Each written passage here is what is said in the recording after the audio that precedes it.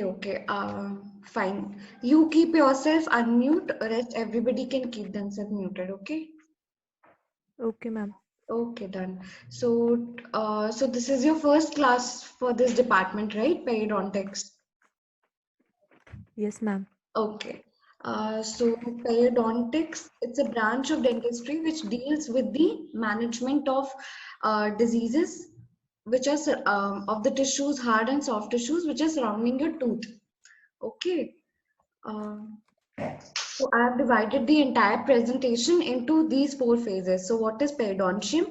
What are the diseases which will affect this particular entity of the oral cavity?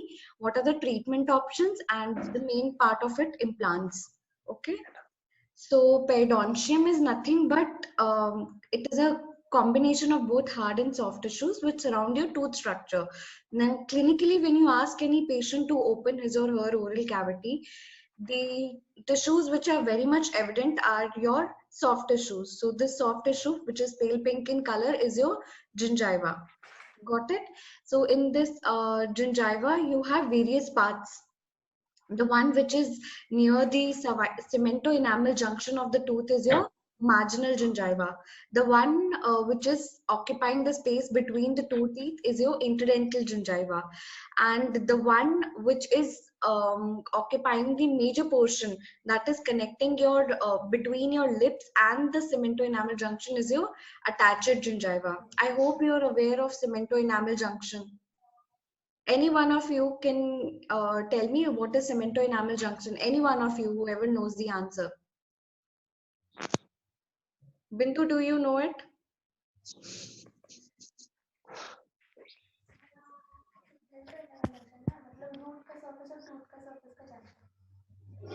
Hello? Hello. Can anybody tell me what is cemento enamel junction?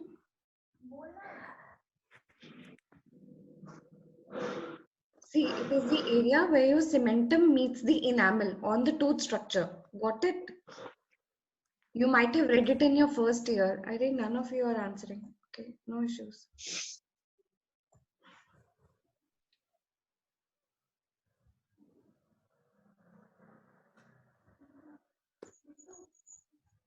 Now, so this is a cross section of the tooth and the cross section of the tissues which are surrounding your tooth structure. Okay, so the fibrous areas, the areas where you can see the fiber attachment to the alveolar bone, that refers to your periodontal ligament. And can you see some bone marrow spaces? Bindu, you can say yes or no. Yes, ma'am.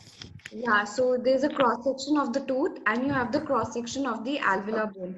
So in the cross section of the alveolar bone, you can see the bone proper as well as the bone marrow spaces. So this particular bone is called as alveolar process. So here only your tooth is present and it is connected to the alveolar bone with the help of certain fibers which is called as periodontal ligament.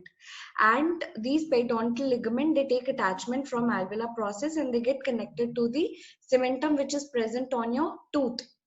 So periodontium consists of your cementum, which is occupying the radicular portion of the tooth, your periodontal ligament, the alveolar process, and the gingiva, which I have shown in your previous slide. क्या खोलना खोला है देवा Then, what is the cause for all these periodontal diseases? What is the etiopathogenesis? The word etio means cause, pathogenesis means how the disease progresses. So, coming on to the etiopathogenesis of the diseases which can affect your periodontium are basically your local factors, which include your plaque calculus. Okay, so this is an oral cavity depicting a lot of deposits on the tooth.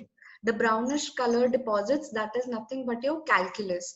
And now this is plaque. Plaque cannot be clinically seen as such, but you can very well place disclosing agents to disclose it clinically for your interpretation or evaluation. So they have placed a disclosing agent onto the tooth and you can very well see the pink discoloration represents the plaque accumulation. So now this calculus and plaque it basically consists of various microbial colonies on in per se. So you have various microbes like your Porphyromonas gingivalis, your Actinomycetum comitans. All these bacteria are present onto the on in within these deposits, which are responsible for the causation of the disease. Now, before you get to know what a diseased tissue looks like, you should very well be aware of what a healthy tissue looks like. So, in case of an intraoral cavity in our department, we inspect the gums. So, clinically, only part which you can see is your gums. The remaining other three components of your periodontium will be present within either they'll be surrounding the tooth structure or they'll be having an attachment to the alveolar bone. So in healthy tooth, you will have pale pink gingiva. It'll the borders will be knife edged. It'll be the interdental papilla will be occupying the spaces in between the teeth, which are nothing called as embrasures. Then so in case if a person has got gingivitis, so because of presence of these local factors, you will have slight irritation of the gums. They'll get infected and there will be change in the color, so they'll become erythematous. Now in your second year you might have learned about inflammation of any organ of the body. If there is presence of any microbe or any infection, it will get irritated and there will be presence of infection. Infection per se is caused by the bacterial products, the toxins, endotoxins, so various kind of toxins which are released. They will cause irritation to the given tissue in the form of production of various harmful substances. Now our body will encounter them as foreign bodies or antigens. Now, in response to these antigens, our body will mount an immune response. So this immune response will be in the form of inflammation. So you're very well, I hope so, you might be aware of inflammation. So the same inflammation is evident in our oral cavity as well. So in case of gums, you will have gingivitis. So any terminology ending with IS in the terminal portion refers to inflammation of that particular tissue per se.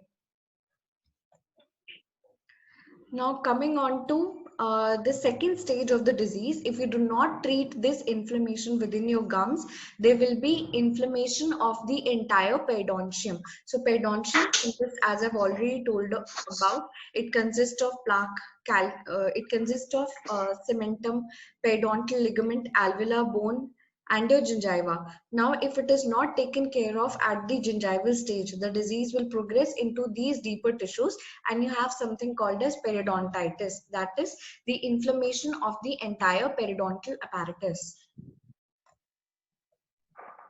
So this is another case of periodontitis where you can see radiographically there is a lot of bone loss, which is a marking feature of periodontal disease. Now, these local factors, as I have told, plaque and calculus, they help in initiation of the disease. But the course of the disease can get modified by various factors or the various systemic diseases. So you can have already existing diseases or comorbidities like your diabetes. If the person is diabetic, he's already immunocompromised. So there are higher chances that the bacterial pathogens which are present, they will not be eliminated successfully at first attempt or second attempt per se, as we can say. Then various other diseases, like if the person is under certain medication, there are certain drugs which can produce certain gingival diseases or gingival conditions per se. Now, if an individual has got these periodontal infection or gingival infection, this can lead to this can increase the intensity of an existing existing periodontal disease. So it will act as a risk factor.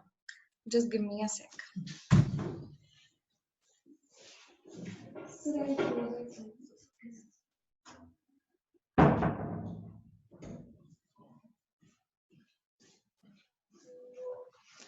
Bindu, is the slide visible? Yes, ma'am. It's visible, right? I'm not able to Yes, ma'am. magnify it, but it's okay. Okay, so as I was saying, any disease in the body or any existing comorbidity, for example, if a person is diabetic, and if the person has also got periodontal disease, so there will be increase in the existing disease status per se. That is, if the person is diabetic, his condition will become even more severe because of these chemicals which are produced by the microbes present in your calculus or plaque. And vice versa, if a person is diabetic, his periodontal disease which is existing will also get exaggerated in the same manner. So there is a bidirectional relationship between various systemic diseases in our body and the periodontal disease which can exist in our oral cavity. So that's why in case if you visit any dentist, they would recommend to take care of your gums and keep your oral hygiene well.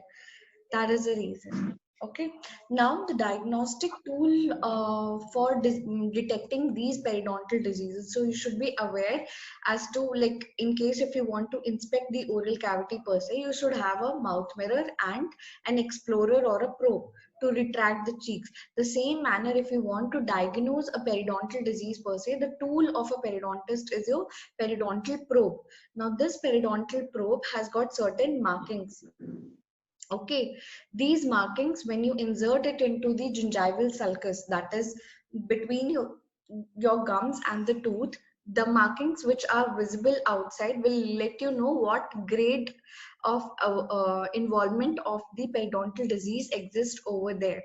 Okay, so you as far as your level is considered, you people should be aware of there is something called as a periodontal probe. Got it? Now, second is, since we cannot see the deeper structures of the periodontium, we need to have a clear view as to what is lying beneath the gingiva. For that, we go ahead with something called as IOPAs. IOPA. So IOPA, the full form is your intraoral periapical view. So you're getting, so it is a sectioned view of your given teeth and the bone. So in an IOP, maximum you can have four teeth, and which will show the surrounding bone.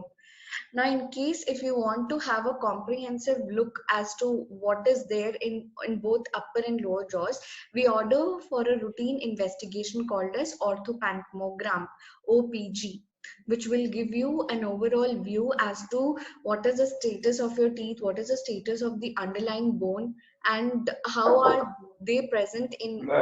Yes. Hello. If you have any doubt, you can ask me in between. I will explain it again. Okay. And apart from all these things, the probes and the OPG's investigations, we also refer patient for certain routine blood investigations in order to get an overall view as to if there is any underlying disease existing in the patient. Now, there are so many cases which come to our department, and we refer them for routine blood investigations or routine blood glucose evaluations, and we come to know that they are diabetic. So that could be one of the reasons why they are having the periodontal disease. So in that way, there are so many other routine investigations which will help you in evaluating the systemic status of the individual and also coming down to the diagnosis of periodontitis.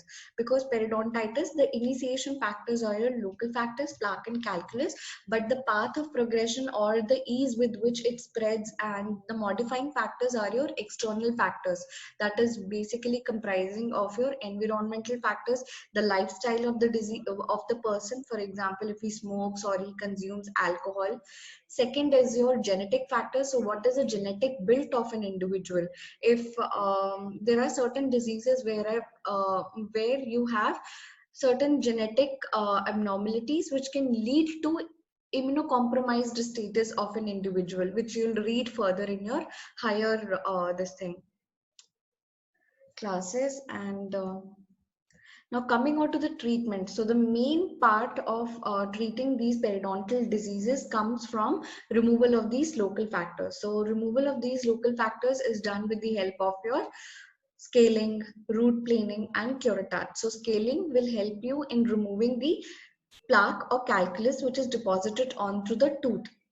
Now, subgingival scaling means you go beneath the gingiva and you do the carry out the scaling procedure. Root planing is nothing but the cementum which is present onto the tooth structure is manually scaled. So that is called as root planing. Curettage. The word curettage means that you're removing the lining, infected lining of any organ. So in this particular scenario, you're removing the infected lining of your gums. So that's why we use the terminology gingival curettage. Okay, now the various treatment options. One second. Now the various surgical procedures which we carry out in our department.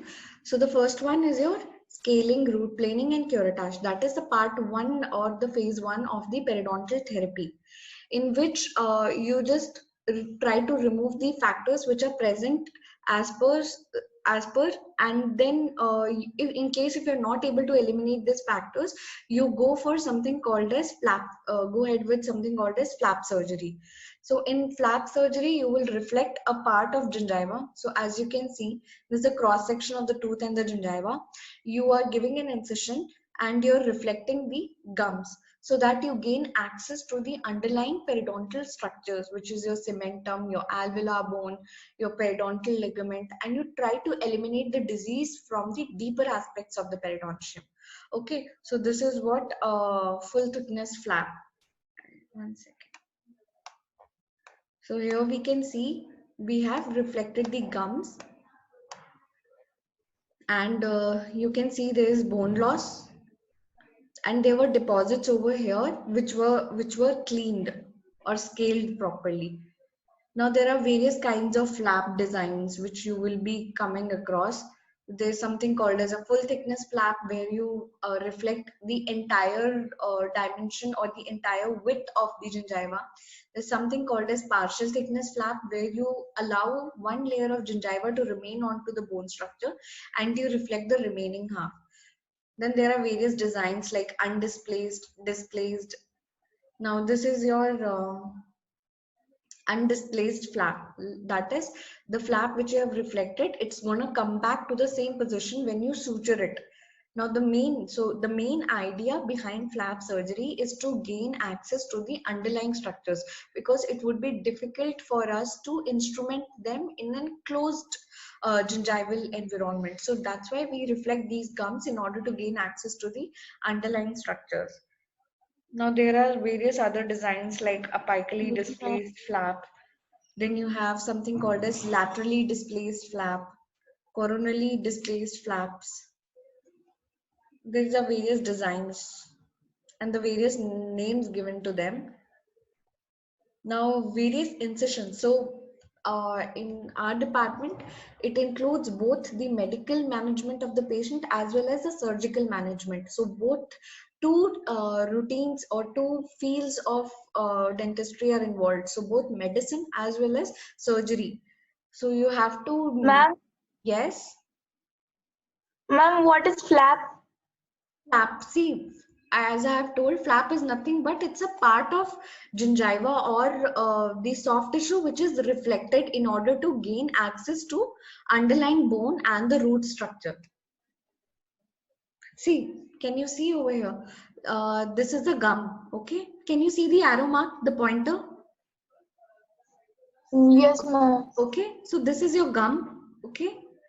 Then they have given incisions over here.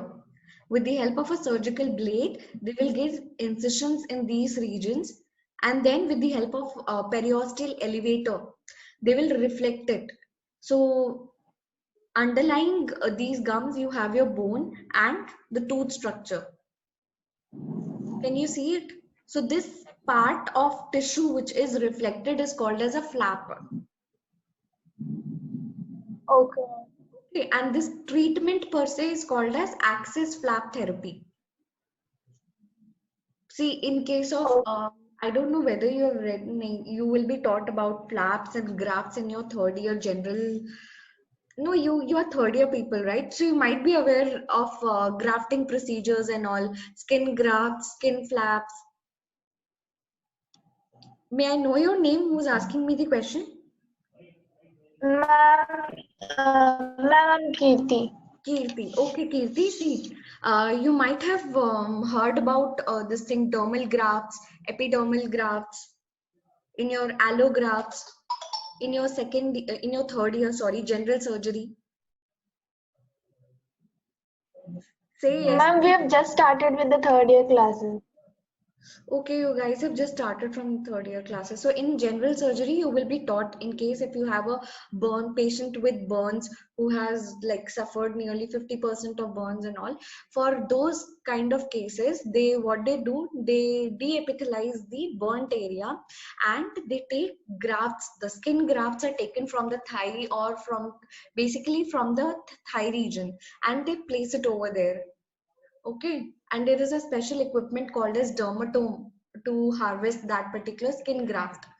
And in case if the graft, if you cannot take a graft from any of the regions of the body since they are burnt, you can very well go ahead with something called as a flap. Flap means a bulk of tissue which is reflected from one particular area and has its blood supply intact at the base. It is not removed in person.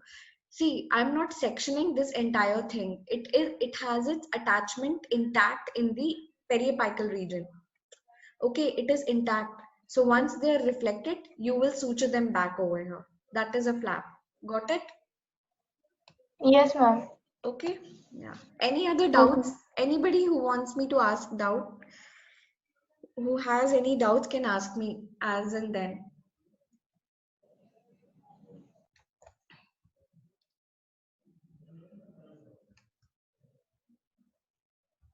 One second. So these are your apically displaced flap, laterally displaced flap, coronally displaced. So all these flap designs, they have a certain purpose to serve. That's why these designs have come into existence.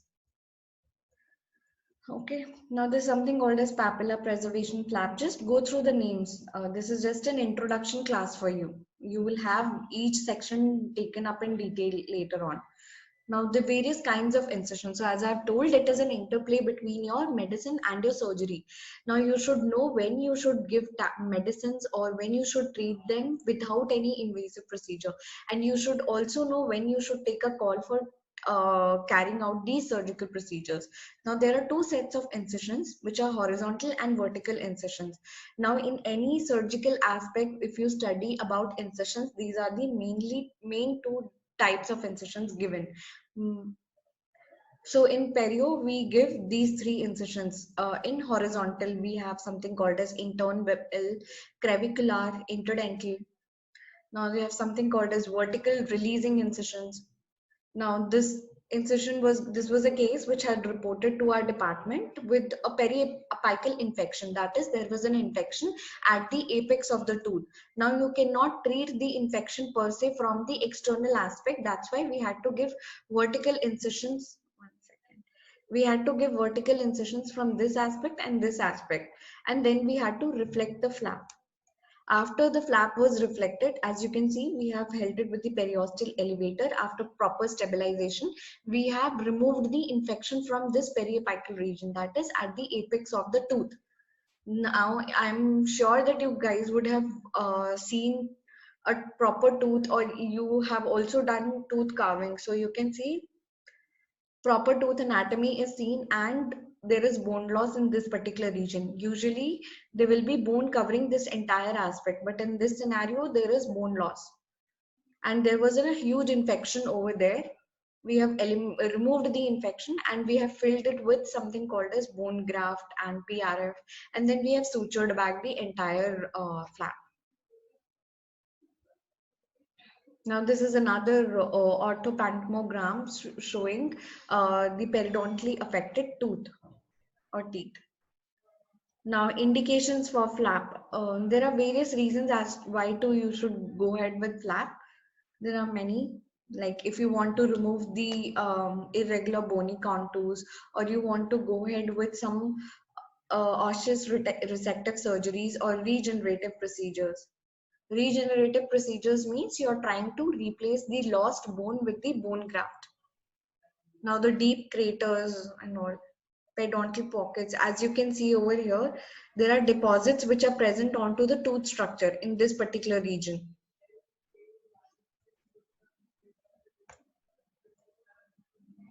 Or else you can go ahead with something called as root section or hemisection. These are various treatment procedures which are carried out, but as to whole, you should know that a flap surgery is done only to gain access. Access means you should reach that particular area to carry out the procedure. Now coming on to the second aspect of the surgical procedures which are done in our department, we have something called as frenectomies. Now in case if a person has got a tongue tie, which will of course affect the speech of the person, so you go ahead with frenectomy. Now this thick band of tissue which is attaching your tongue with the floor of the mouth is called as lingual frenulum or lingual frenum. Now in case if there is any tongue tie, you have to go ahead with frenectomy. Now, in case if the person has got a high labial frenal attachment, as you can see over here, a high thick band of fibrous tissue connecting your lip with the gums, you have to go ahead with labial frenectomy. Frenectomy means your whenever you have this addition of the word ECTOMY, you mean that you're trying to eliminate that particular entity. That's why, for example, if you remove one part of the bone, it is called ostectomy. Ostium means or osseous means bone, and ectomy means you're removing it. Okay.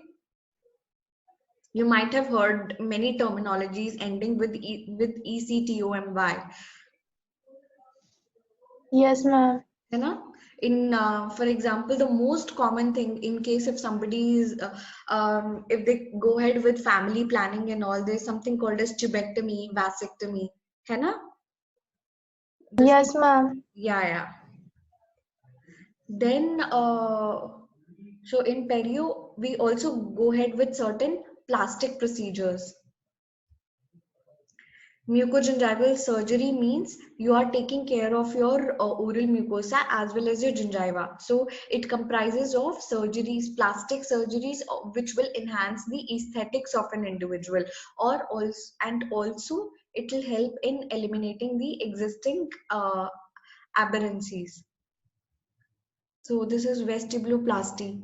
So they have given an incision in the depth of the vestibule. Why did they go ahead with this? Plasty means something which will define a given procedure aesthetically, enhance.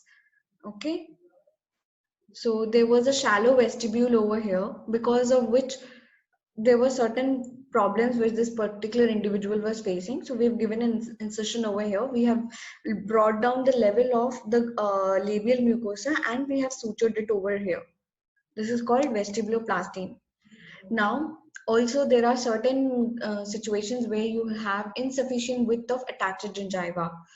In those cases, patient will not be able to maintain the oral hygiene, or else the deposits will accumulate in the vestibule itself, which will gain access to the gingiva. So what do? You take harvest grafts from the palatal region of the maxilla, and then you remove it completely in toto and suture it back in this region. So as you can see over here, there was this vestibule is attached over here itself. They've given an incision. They have taken one graft from the palate, which you can see in this picture. They have sutured it over here. So you can see this level of tissue, that is your vestibule, it has increased over here. And also the width of attached gingiva is increased. Now, there are various other aesthetic procedures which we carry out. These are called as root coverage procedures. As you will be seeing a lot of cases where you have something called as gingival recession. That is, your gums begin to recede away from the cemento-enamel junction. So what do? There are various procedures. So this is pouch and tunnel. So you take a soft tissue and you insert it over here and you suture it back over here. So in this picture, you can see the gum levels are at this position. But after carrying out the procedure, it has come to this level. Now this takes a lot of months to see results, and your procedure has to be atraumatic. Now this is another case where you can see there is recession. They have something called as coronally displaced flap, and they have sutured it over here. It has been carried out in 2 steps. So in the first step, they have they have sutured a graft over here, which they would have harvested from the palate, free gingival graft. Then they have entirely moved this entire segment downwards and they've sutured it down. You have to give something called as split thickness incisions in this.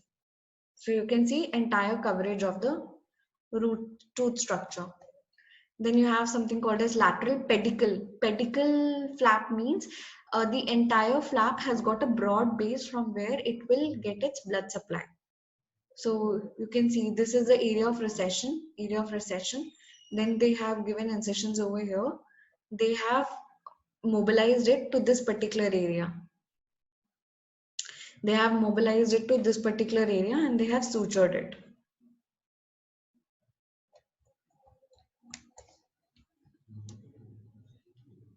One second.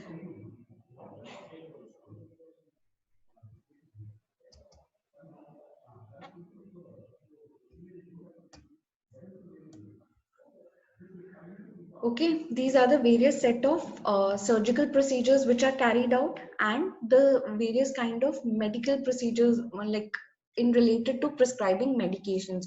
Now, one second, I'll show you something else as well.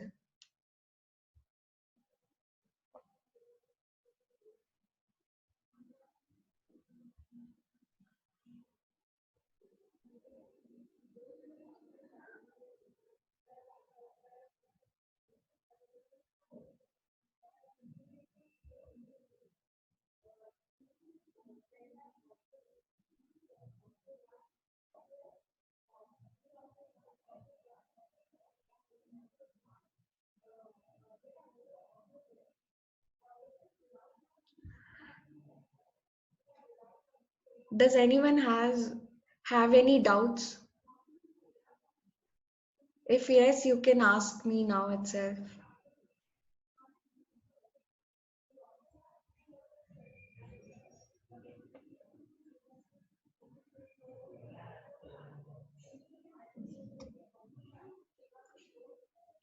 Now, as I've already told you, when you go ahead, there are certain areas in periodontal disease where you'll have loss of bone structure. Now, we try to replace this loss of bone structure with something called as bone graft. That is, it's a substitute for your natural bone, and you're grafting it from a different site to the.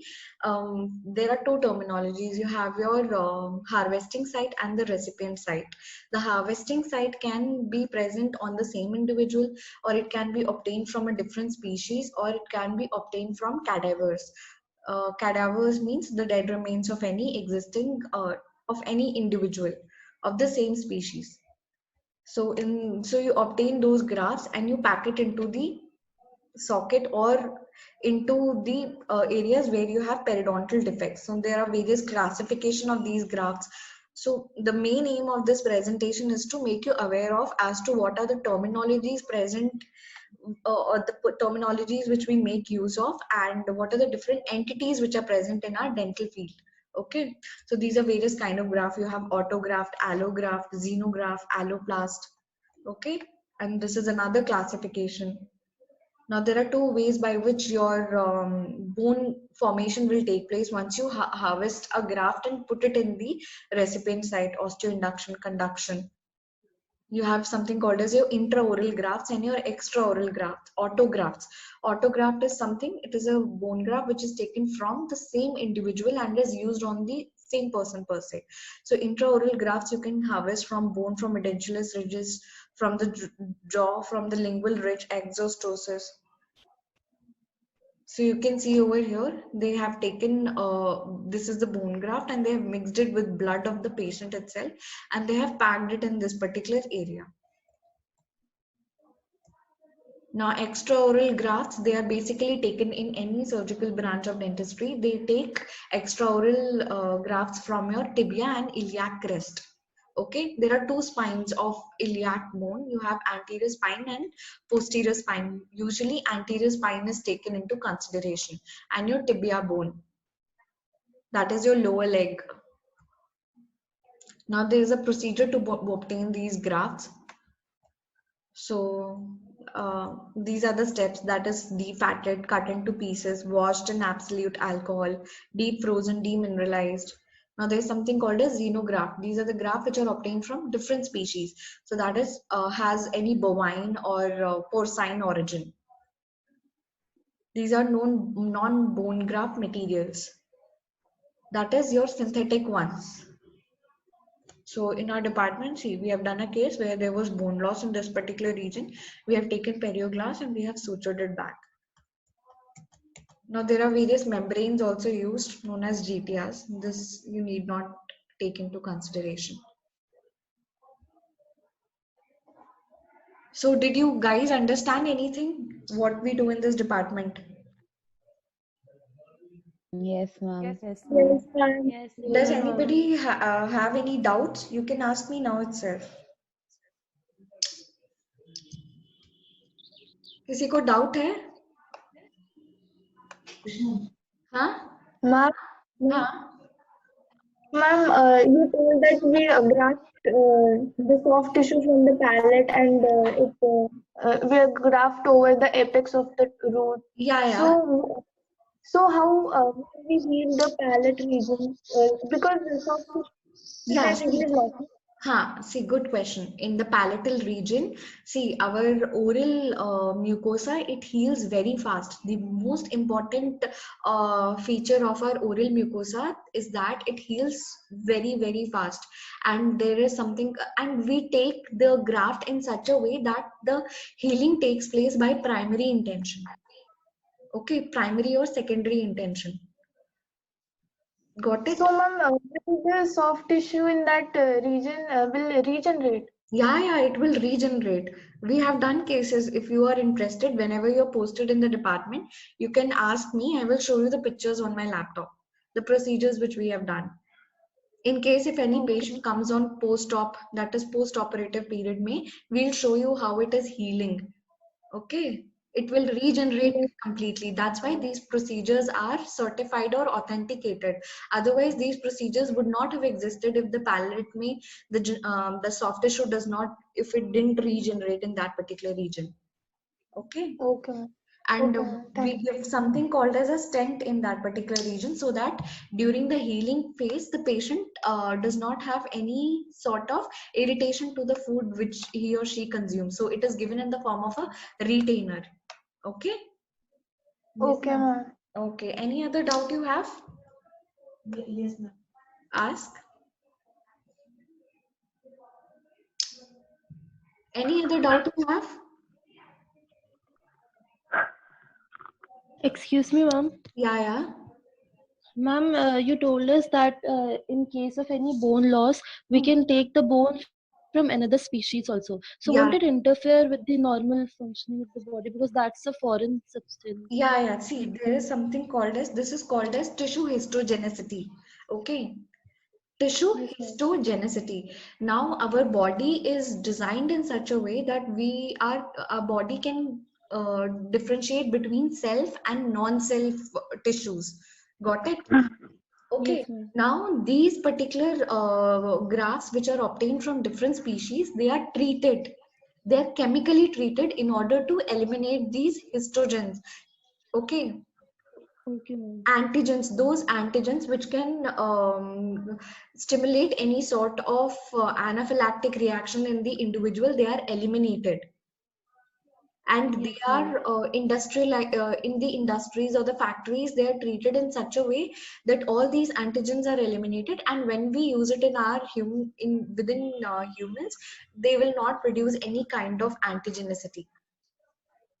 Okay, ma'am. Okay. Yes, ma'am. See, there's some, you might have read in your general pathology textbook about graft transplantations.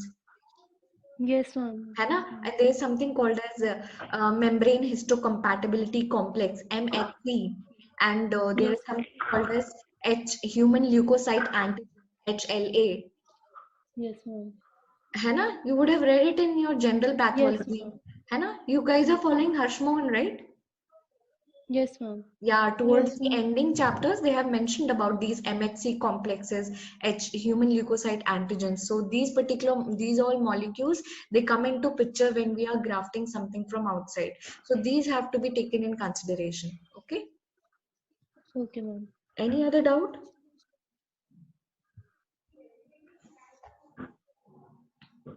Any other doubt you have? No, ma'am. No, ma'am. No? Okay. So what class do you have after this? Ma'am, Opal. oral pathology. Oral pathology. Have they shared the link with you? Ma'am, sir will share at 9th. Okay. 9:30, ma'am. At 9:30 he'll share it. Okay, okay. ठीक है. Okay. One second, I'll just.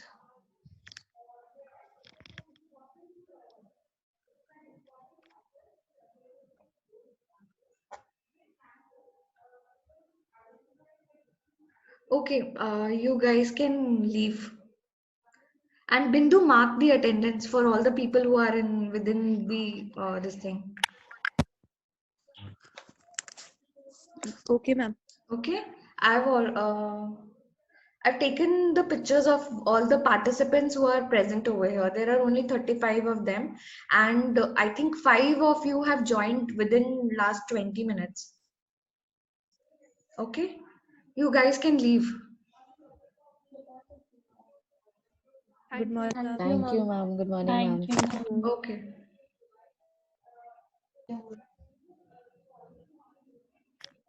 अभी 1 minute बीच में वो PhD वाली ma'am का phone आ गया